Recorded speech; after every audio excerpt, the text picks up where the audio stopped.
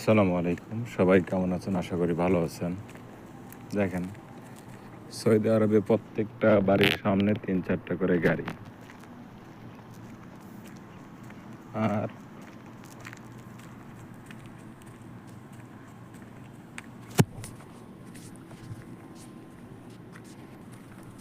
আর আমাকে বাংলাদেশে গাড়ি থাকলে কি হয়েছে সমস্যা, এরকে ফোকনি নাইকো, সবার কাছেই গাড়ি, সবার বাড়ির সামনে ৩-৪টা করে গাড়ি। এরকে কিছু ব্যবসা নাই, বাণিজ্য নাই, সরকার থেকে গাড়ির দাম কম, সবাই গাড়ি ইউজ করে। আর বাংলাদেশ, সোনার বাংলাদেশ,